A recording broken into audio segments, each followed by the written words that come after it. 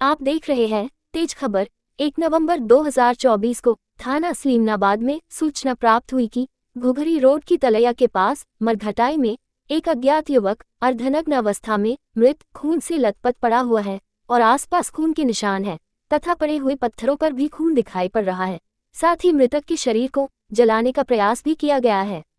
सूचना पर तत्काल पुलिस द्वारा घटनास्थल पर पहुंचकर गंभीर घटना को दृष्टिगत रखते हुए तत्काल मर्ग क्रमांक 96/2024 दर्ज कर अपराध क्रमांक 588/2024 धारा 103(1) BNS कायम कर विवेचना प्रारंभ की गई।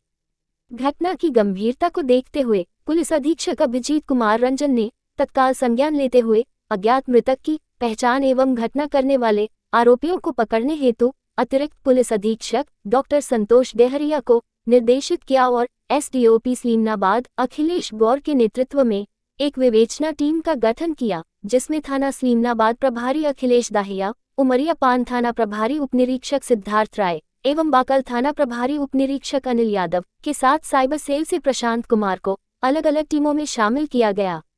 पुलिस अधीक्षक अभिजीत रंजन ने घटना की विस्तृत जानकारी देते हुए बताया कि दिनांक 1 नवंबर को सलीमनाबाद के घुघरी बाईपास के पास मरघट में एक युवक की अर्धनग्न खून से सनी हुई बॉडी हमें प्राप्त हुई थी, जिसकी पहचान उस समय तत्क्षण नहीं हो पाया था। आगे चल के हमारे सभी पुलिस अधिकारी जब उन्होंने विवेचना इसकी करी है और इसके संबंध में वैज्ञानिक साक्ष्य जुटाए गए हैं, इसके पश्चात यह ज्ञात हुआ है कि मृतक युवक जौनपुर उत्तर प्रदेश का रहने वाला है। इसका नाम संदीप यादव है और इसके उपरांत हम लोगों ने घटना की सभी कड़ियों को जोड़ना शुरू किया तो हमें यह ज्ञात हुआ कि मृतक और इस घटना को कारित करने वाले 5 आरोपी, उनमें से 4 वो भी जौनपुर उत्तर प्रदेश के रहने वाले हैं और एक आरोपी अभिषेक यादव वो घुघरी में हमारे थाना सलीमनाबाद क्षेत्र में निवास करता है। सर्वप्रथम अभिषेक यादव को पुलिस ने हिरासत में लेकर के उससे सख्ती से जब पूछताछ की तो उसने घटना कारित करना, घटना में शामिल होना स्वीकार किया और साथ ही साथ अन्य आरोपियों के बारे में भी और मृतक के संबंध में भी उसने बेसिक जानकारी पुलिस को प्रोवाइड की। इसके पश्चात हमारे एडिशनल SP डेहरिया साहब, हमारे SDOP सलीमनाबाद अखिलेश और थाना प्रभारी सलीमनाबाद अखिलेश दाहिया और साथ ही थाना प्रभारी उमरिया पान, थाना प्रभारी बाकल और इनकी पूरी टीम लगभग 3 से 4 टीमें हमने उत्तर प्रदेश के लिए वरिष्ठ अधिकारियों के मार्गदर्शन में उनके अनुमति से हमने रवाना की है और इसके पश्चात जौनपुर, उत्तर प्रदेश और आसपास के ज़िलों में लगातार छापामारी की कार्रवाई करने के उपरांत हमने 4 में से 3 आरोपियों को हम लोगों ने गिरफ्तार कर लिया है। इस घटनाक्रम में टोटल 5 आरोपी हैं, जिसमें से 1 स्थानीय है और 4 उत्तर प्रदेश के हैं। उत्तर प्रदेश के 4 आरोपियों में से 1 आरोपी अभी भी हमारे गिरफ्त से दूर है, यद्यपि उसके पीछे हमारी टीम लगी हुई है और हमें पूरा विश्वास है कि शीघ्रता से उसको भी हम गिरफ्तार कर लेंगे। जैसा कि मैंने आपको बताया कि पुलिस की अपनी तकनीक होती है, विवेचना करने के अपने तरीके होते हैं, जिसमें साक्ष्य संकलन, डिजिटल साक्ष्यों का संकलन और उन सभी का विश्लेषण करने के उपरांत जो है हम लोग आरोपियों तक, संदेहियों तक हम लोग पहुंचते हैं। जहाँ तक घटना क्यों हुई है इसके संबंध में मैं आपको बताना चाहूँगा कि जो इस घटना का जो मास्टरमाइंड है दीपक यादव, जो जौनपुर का रहने वाला है, वह मृतक का अभिन्न मित्र था और मृतक को वहाँ पे व्यापार व्यवसाय करने में भी उसने मदद की है। लेकिन मृतक की पत्नी के साथ संदीप यादव, जो मृतक है, उसकी पत्नी के साथ दीपक का अवैध संबंध लगभग 1.5-2 सालों से चल रहा था और इस बारे में संदीप यादव को जानकारी थी। साथ ही साथ संदीप यादव अपने पत्नी और बच्चों को ठीक से उसका भरण पोषण नहीं करता था। इस कारण से मृतक जो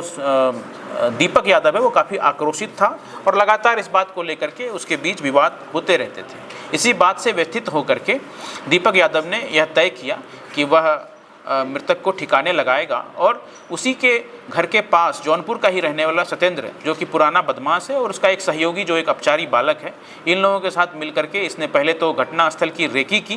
क्योंकि सत्येंद्र का रिश्तेदार अभिषेक है जो घुघरी में निवास करता है। और इस रेकी के उपरांत उन्होंने तय कर लिया कि जो जिसको आहत करना है उस व्यक्ति को यहाँ लेके हमें आना है मैहर घुमाने के बहाने और इसके उपरांत इसकी यहाँ पे हत्या कर देनी है। और ठीक अपने प्लान के मुताबिक उसने मृतक को 4 व्हीलर में बिठा करके, आनंद यादव नामक एक युवक के 4 व्हीलर में बिठा करके वो यहाँ तक लेके आए हैं। उसको रास्ते में भी भरपूर शराब पिलाई है। घटनास्थल पर भी शराब का सेवन किया जाना पाया गया है और उसके उपरांत शराब के नशे में जब मृतक बेसुध हो गया, खड़े होने की भी स्थिति में जब वो नहीं था, तो पत्थर पटक करके उसकी वहीं पे हत्या कर दी गई और तत्पश्चात पेट्रोल छिड़क करके उसको आग से जलाने की भी कोशिश हुई ताकि मृतक की पहचान छुपाई जा सके। कुल मिलाकर के इरादा यह प्रतीत होता है, चूँकि मृतक और आरोपी सभी बाहर के रहने वाले थे, उत्तर प्रदेश के रहने वाले थे, यहाँ से सैकड़ों किलोमीटर दूर के निवासी थे, तो ऐसा इन लोगों की मंशा रही होगी कि अगर इसकी पहचान छुपा दी जाए तो पुलिस हम तक नहीं पहुँच पाएगी। लेकिन जैसा कि आप सभी जानते हैं कि पुलिस अपने कार्य में दक्ष है, पुलिस के पास ऐसी सारी तकनीकें हैं और हम लोग साक्ष्य संकलन करने, उसका विश्लेषण करने और जो हमारी पेशेवर तकनीक है उसमें हम लोग सभी रूप से हमारी जो बेस्ट से बेस्ट कोशिश होती है कि हम सभी अपराधियों को पकड़े, उनको सलाखों के पीछे लाएं और माननीय न्यायालय के समक्ष उनको प्रस्तुत करें ताकि उनके किए गए अवैध कृत्य का उन्हें पर्याप्त दंड मिल सके। सर, आरोपियों का मृतक की पत्नी से संबंध रहा, तो क्या उसकी पत्नी की भी कोई संलिप्तता आई है? नहीं, अभी ऐसा कुछ प्रतीत नहीं हुआ है। अभी चूंकि छानबीन जारी है, पत्नी से भी बातचीत की गई है, लेकिन ऐसा प्रतीत नहीं हो रहा है कि पत्नी को इस घटना के बारे में कोई प्राथमिक रूप से जानकारी रही हो।